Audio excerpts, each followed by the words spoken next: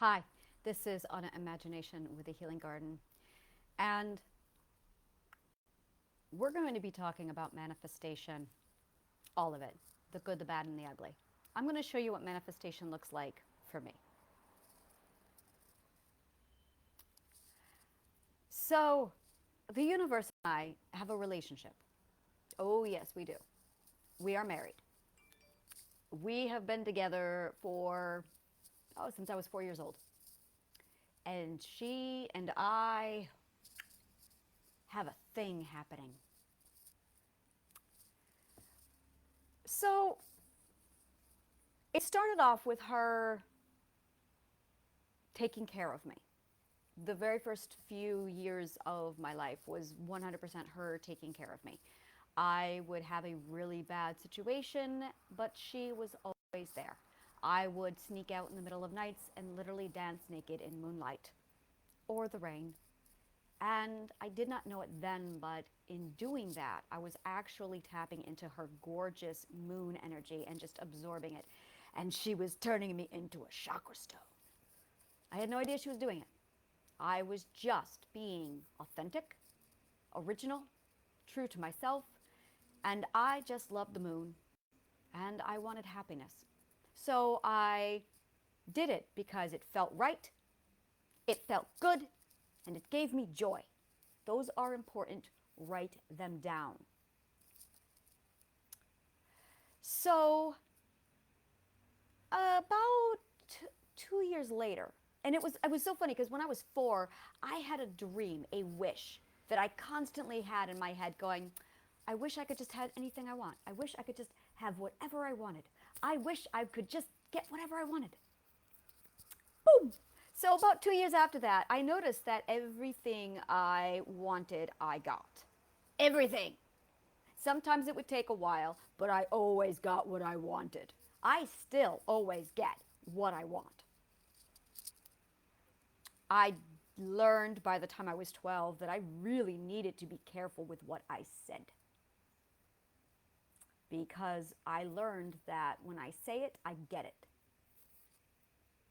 And I was still dancing in moonlight almost every night, even on the new moons. Oh, I loved the new moons. Moon energy is my energy. It is my most favorite energy. It is the one that recharges me the most.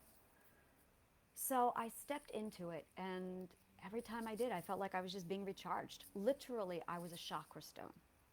Every one of us is a chakra stone. Every one of us. So I had some rules for myself. Rule number 1 was under no circumstances do I make promises. Because when I make a promise, it is a soul bond. When you get really good at manifestation, you cannot make promises. They are soul bonds. If you make a promise, it's almost like a Harry Potter thing. And I still learned that I had to be very careful with words that I used. I think it was my ability to manifest the way I did that was so extraordinary that it forced me to really be careful with words. And a great example of this is 2 hours before Sean Connery died. I was talking with a group of friends, and I was drunk or high that night, and we were talking about Sean Connery, and I said, shouldn't he be dead by now? As I said 2 hours later. So you be careful with your words. I don't know if that was a coincidence, but it weighs heavily on my mind. It really weighs heavily on my mind. You always be careful with your words. It's why I pause so much when I speak.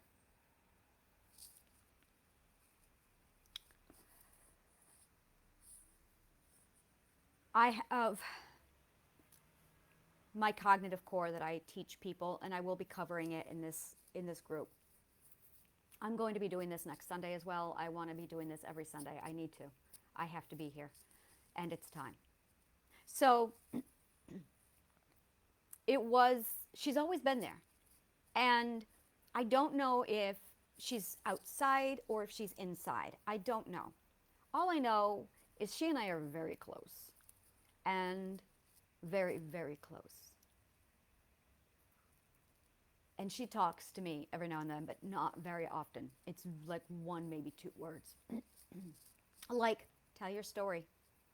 That's when she says a lot to me. For like 3 years, that's all she said to me. Tell your story. I don't know what I'm supposed to do. Tell your story. I don't understand why. I tell your story. And that's all she would say to me over and over again for 3 years. Before that, it was go to New York.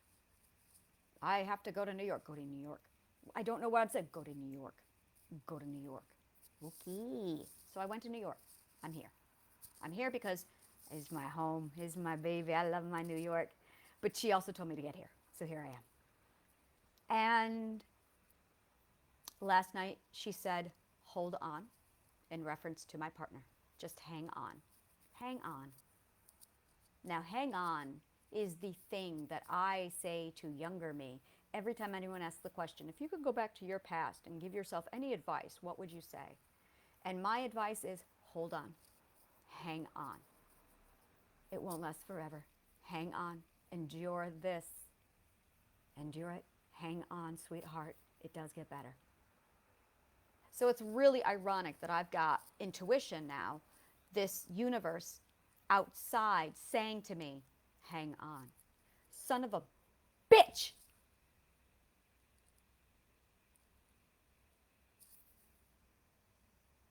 The universe is intuition. Oh my God. I love the ninth perspective. I have been trying to... She's not talking to the universe. She is the universe. I see, oh, this changes so much, and there the whole cognitive core just click, click, click, click, click, click, click, click, click, and I'm going, okay, processing just changed. All right, so you get to do this live with me. So I just had an epiphany that intuition is the universe. So now we're going to step into my cognitive core because I have to do an inventory now. You should be doing this yourself. When you have an epiphany, you really need to do an internal subconscious inventory. I am going to show you how right now. I just had a perspective shift. Intuition is the universe. So I'm going to make this very clear. Intuition is one of the largest players in our subconscious mind. So I'm going to start breaking it down for you to show you all of these pieces. All right, the first one is identity. Identity is the id. It is who we are. It's what we love. It's the voice inside of our heads that say, I want ice cream. It's the voice inside of our heads that say, God, I wish I could travel to Europe. That's identity. Identity is the one who, when you see a cat and you go, fuzzy, fuzzy, fuzzy, fuzzy, toe beans. That is identity. Yes, that is identity. Identity is the one who says, I love you. That's identity. Yeah. That's identity. The second part of who you are is your subconscious mind. Your subconscious mind is a machine. It is just a robot. It is less. C-3PO is a droid. This is a robot. Like, you know that little garbage thing in Star Wars that stomps around? It's that has more sentience than your subconscious mind. You know the R2 unit that blew up in that first movie, New Hope? And that has more intelligence than your subconscious mind. Do we understand how absolutely archaic the subconscious mind is? It is a machine. It's not even a robot. It's a machine. No consciousness. Now, someone put this computer in a few million years ago during the Ice Age, and they crammed this concept right into it and called it Program 101. Keep the unit safe. That's it. That's it. Keep the unit safe. So you've got this archaic machine in your brain running off of Ice Age programming going, keep the unit safe, keep the unit safe, keep the unit safe. Now, you have your ego. Now, ego is a problem because ego has been misused. So we're going to have to unlearn what we think ego is. You're going to hear me say a lot of that. We have to unlearn a word. Ego is not pride. Pride is pride. Call things what they are. And confidence is confidence. Arrogance is arrogance. These are not the same things. These are different words because they are different things. Ego is you. It's a who. It's not an emotion. You are not an emotion. And she just said, yes, we are. I'm not there yet. Yeah. Do you want to know how I figured all these things out? I had multiple personality disorder. An alter feels different than these guys. I had 4 alters, and every alter felt the same. I know exactly which part of the subconscious mind an alter affects. And it is not these guys. These guys have always been there. These guys are different. And I went, to help me with my multiple personality disorder. It's called dissociative identity disorder now. They changed the name, but that's also the wrong name for it. It really needs to be called multiple consciousness disorder. That is what it really is. We all have multiple personalities, every one of us, but only multiples have multiple consciousnesses. I'm not a multiple anymore.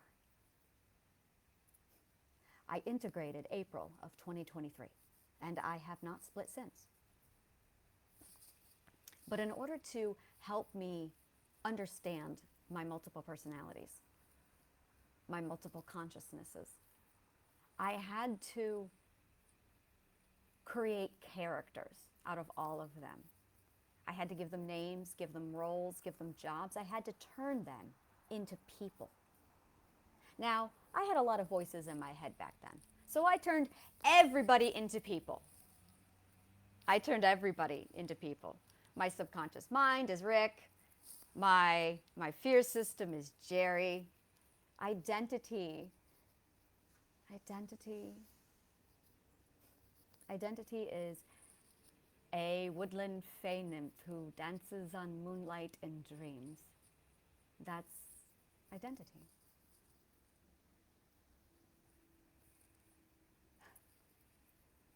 And for a while, she used to be imagination.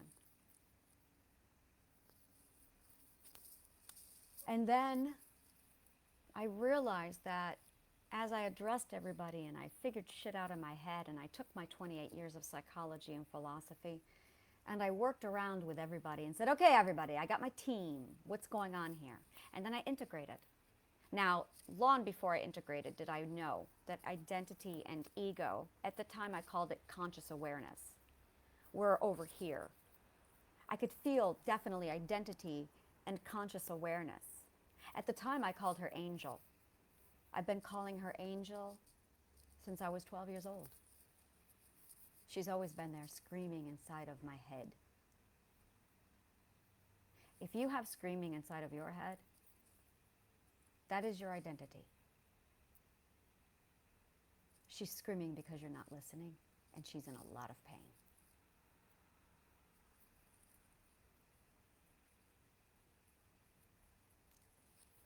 Sink into my words with me, and I will show you what I see.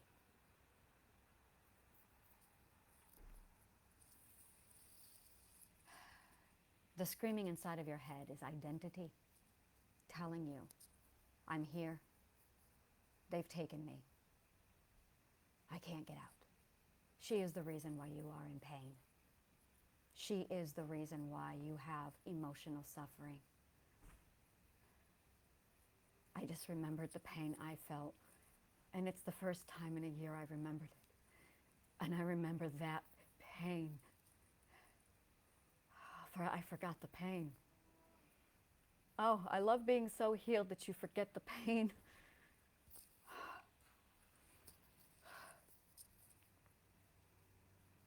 It's a feeling of complete separation from the self. And it is the most painful feeling in the world. Because identity is literally pure love. So when you separate yourself from identity and you cram it down so you can feel safe, you're actually cramming down love.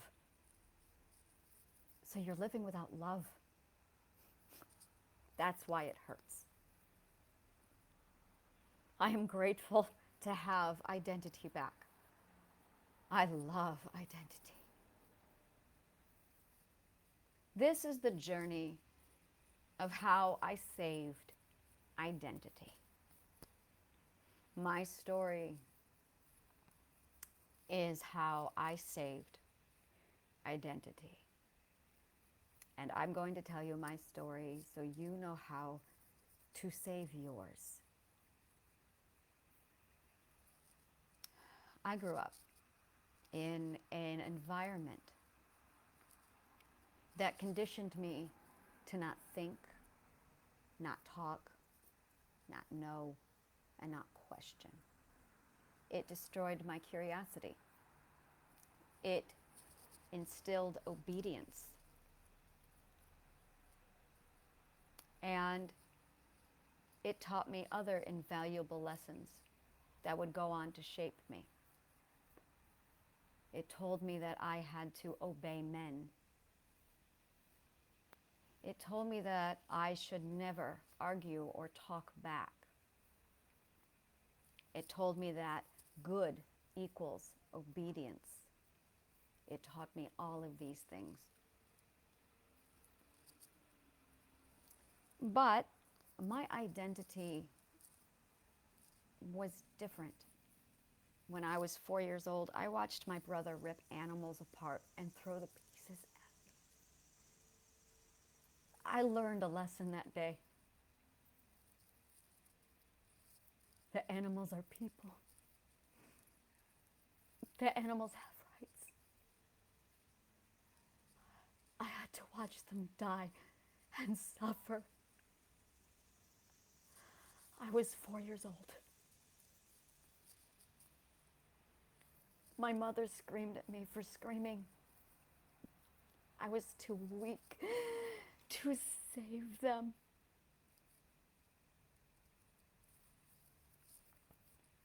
I was too weak to help the animals. And my mother screamed at me. Told me that if I had a problem with it, I should walk away.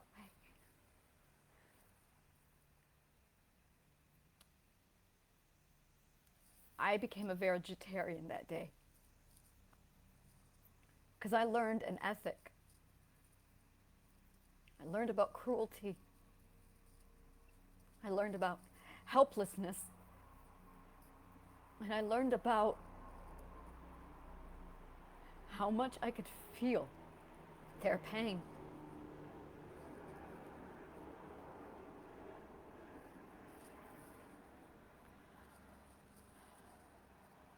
When I was 8, I was in my family's gun shop. It was the largest in the state, and they were selling guns to hunters. And the hunters were boasting about all the animals they had killed. Every time I went home, I would find hunters on the side of the road with dead animals, bragging about their murders.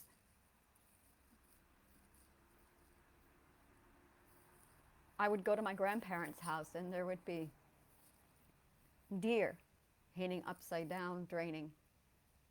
And to make sure my father learned,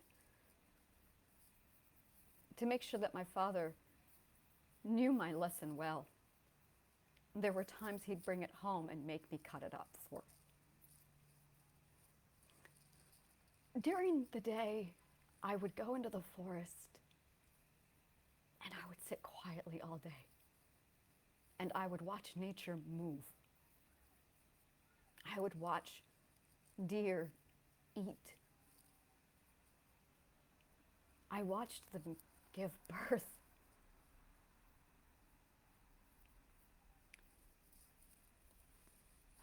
I have a very strong relationship with the universe. So when I was 8 and I was in that gun shop and they were all bragging to me about all of their kills, I opened my mouth and I said, I think what you're doing is wrong. I don't think we should be eating animals, and I do not think we should be killing them. Well, my grandfather, my father, my 3 uncles, my brother, and the 2 men blew up and screamed at me. Perspective abuse. 2 of the men, the strangers, were buying guns, so they were holding guns. And one of them did this to me. If she were my daughter, I'd teach her a lesson.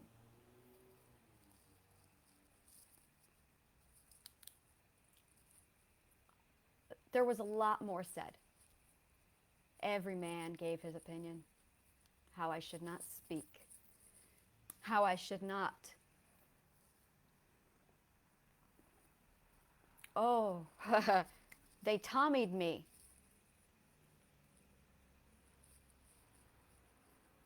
Wow. They Tommied me. In the musical Tommy by The Who, a boy sees his father's death, murder. His mother and his stepfather sit down and grab the child and they scream, you didn't see it, you didn't hear it, you won't say it, over and over and over. And that is what happened to me. For the rest of the musical, Tommy doesn't speak. Tommy doesn't say anything. Tommy doesn't do anything. Tommy doesn't know what day it is. The camera cuts away and there's Tommy screaming, see me, feel me, touch me, heal me. See me, hear me, touch me, heal me.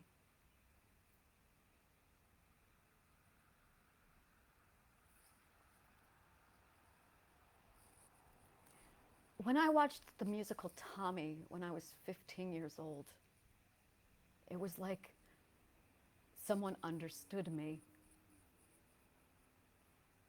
I woke up the next morning after that incident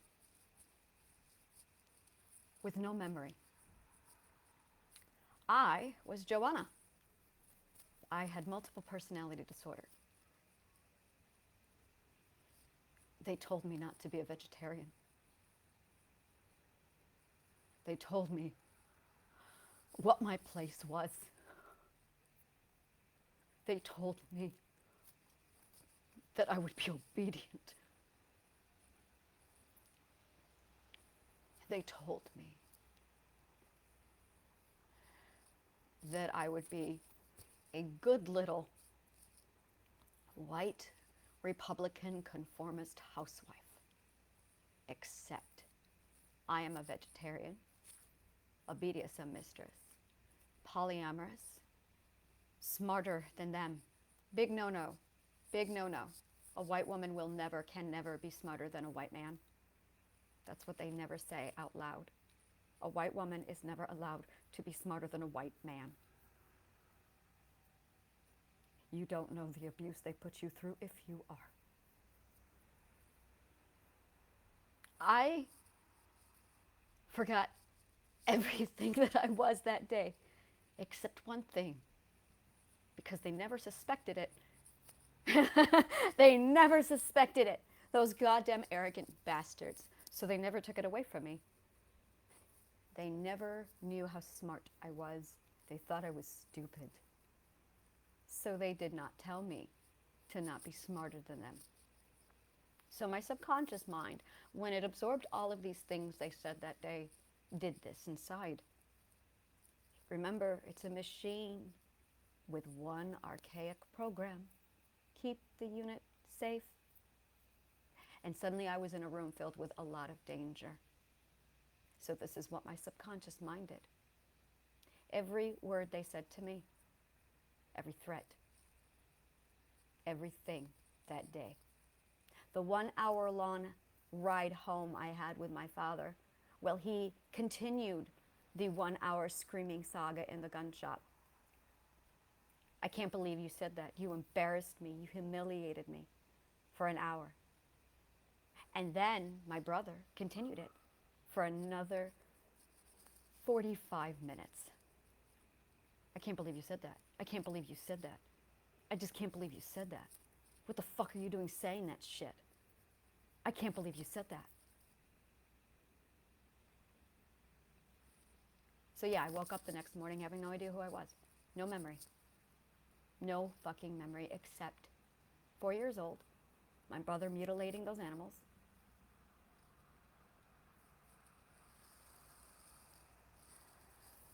and New York City.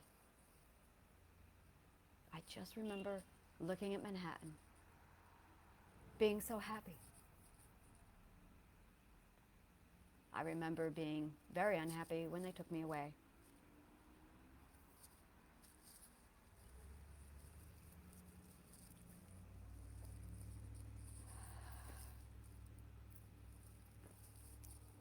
That day, I literally ripped out every part of my identity and I crammed it into a part of the subconscious mind I refer to as the fourth level of the subconscious mind. The fourth level is equivalent to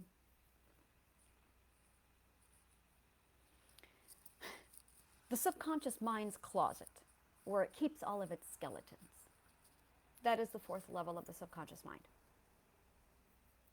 That is where I went to live that day.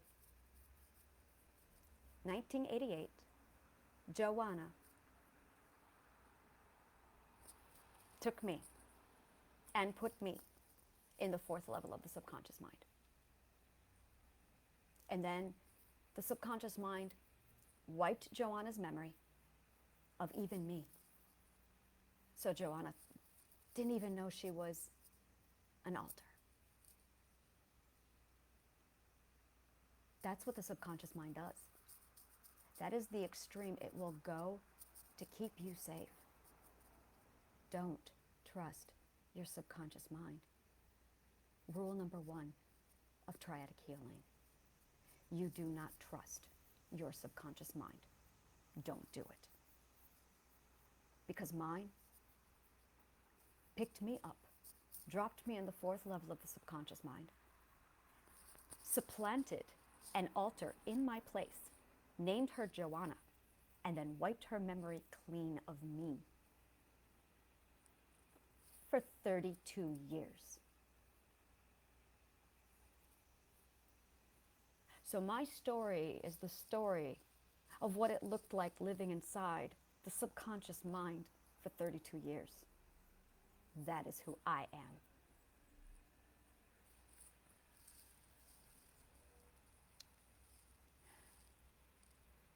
Because I learned what I learned inside the subconscious mind, and because I was 28 years studying psychology and philosophy, I can articulate things to you that no one else can.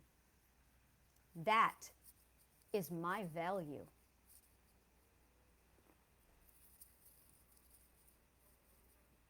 The people who go through what I went through, there's more to my story. The people who go through what I went through die. If they're not killed by their abusers, they commit suicide. But I was smart. I was really fucking smart. I was so smart that those men had no idea to even think of taking it away from me, because they assumed I was stupid because I was a white girl who had just said, I think it's wrong to eat meat.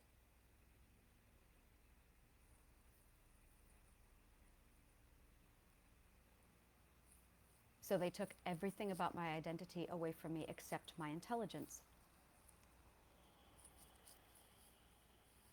But I had a really good relationship with the universe.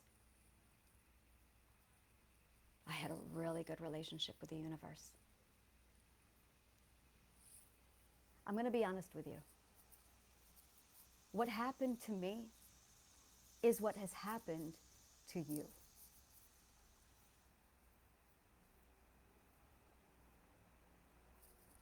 It's why you suffer. It's why you cry. It's why you feel empty. It's why you... Because this is what's happened to all of us. I'm the first one who saw it from the inside and could articulate it. That's how I'm different, because I'm smart. I was given the power to manifest before I was 6 years old. So all I had since I was 8 was my brain, the universe, and my ability to manifest. I already had an enlarged hippocampus by the time I was 4 years old. Because empathy grows the hippocampus while trauma shrinks it. But that day, I wasn't just blasted.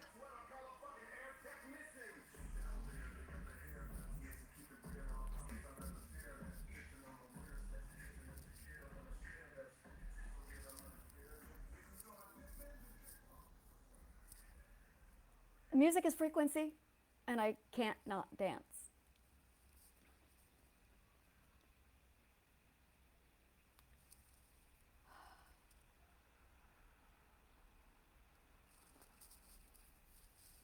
All I had that day, all that I was left with was my brain, my hippocampus, my ability to manifest.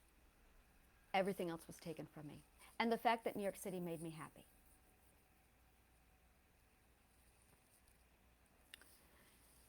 That day that I was subjected to those animals being mutilated, it wasn't just trauma. It was the empathy for the animals. I had so much empathy for those animals that my hippocampus exploded and expanded, and it countered the trauma. The empathy countered the trauma. So instead of my hippocampus shrinking, like most people experience, mine expanded. And when your hippocampus gets enlarged, you enter the sixth perspective almost immediately. The hippocampus is an antenna.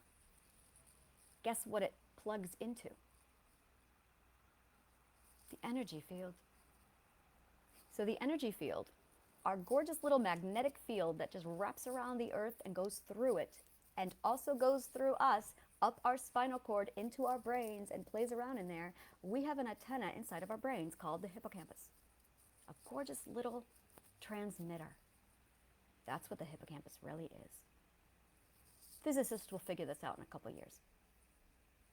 It's an antenna. Sixth perspectives. Hi, that's all of you. Every single one of you. If you are watching this video, you are a sixth perspective at least, which means your hippocampus is turned on now. It's enlarged. Now, you may have had it enlarged at an earlier trauma. You may have had it enlarged as an empath. In fact, this is where empathy comes from. This is empathy. Empathy is the hippocampus. It is the emotion that grows the hippocampus. Empathy. Empathy is shifting perspectives. You are my people. You are my people. Because you have an enlarged hippocampus. Your transmitter is now picking up on the energy and the magnetic field. How's that Mercury retrograde treating you? It's just magnetic energy. But your brain's hooked up to it, right?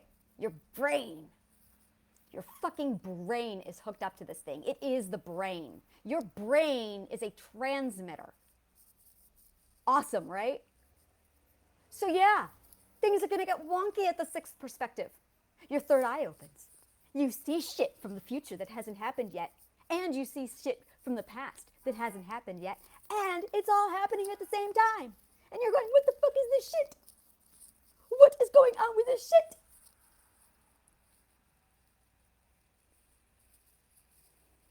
So you really gravitate toward any supernatural, anything you can get your hands on, because you are fucking terrifying. Oh, I get it. Terrified. You think you're terrifying. You don't know what's going on. You feel like you suddenly became a god, and you can just go, "Foo, look at me, I'm Dragon Ball Z. Throwing fire all over the place. I am Vegeta." Like, I can see that. I did it. I was one of you. I was sitting there going, "Yeah, Vegeta." I love that stage. It's just your brain hooked up now to the electromagnetic field. You just got turned on, and you're a battery. And yeah, it's fucking powerful because you're hooked up to the fucking magnetic field of the universe. So that happened to me when I was 4 years old. So that by the time I was 6, I could manifest. So I'm going to pause this right now and say to you, if you really want to get on board with my shit, like if you really want to follow me and like get on board, there is a link down below. Go ahead and grab it. Just fill out the form. Talk to me. Talk to me. Because I have a lot of shit going on. A lot. I'm building a lot because I'm fucking smart. I got my identity back. I know who I am. And what they did to me. I am long past anger, and I am long past forgiveness. A lot of people say to me, "Are you going to go after him? Are you going to go after those people? Are you?" No, I'm not going to go after them. I'm smart. I'm going to go after their victims, which is you. I'm going to make you so educated and aware of what they did to you that they lose all of their victims. That's how I'm getting my vengeance. So I need you to help me. I need you to really like pay attention to the words I have to say because I'm fucking smart. We're going to start with this. You are only a victim because you are uneducated. Period. The end. If you are aware, the abuse stops because you know what it looks like. I have all of the information. All of it.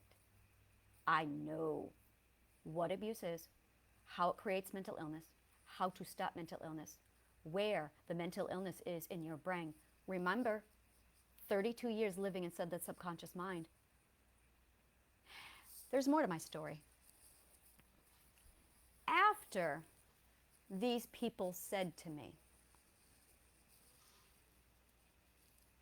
all the things they said, and they conformed me, because I had my brain, because I had my manifestation, because I was allowed my intelligence, they did not take my love of learning away. They left me intact with my curiosity and my passion and desire for education. And that would be their downfall. My story is how I took them down with education. It started off with me just loving books. But I didn't like just any books. I wanted classic literature. It's my favorite genre, is classic literature.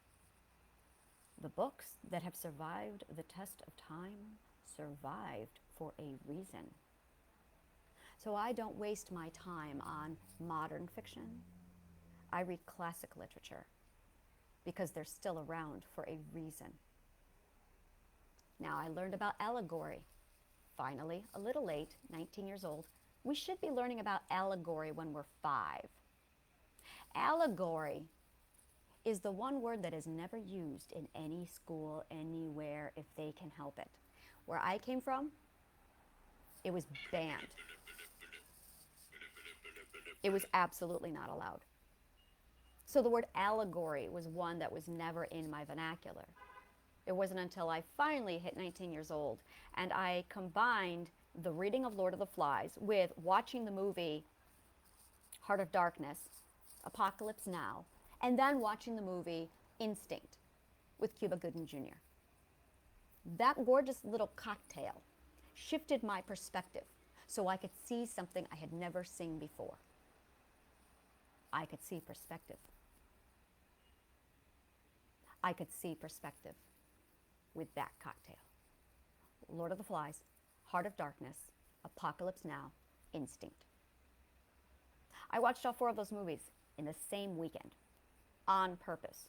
I read those books on purpose. And I saw something that no one else has seen before. 5 years prior to that, I had watched the musical Tommy. I had all the pieces ready.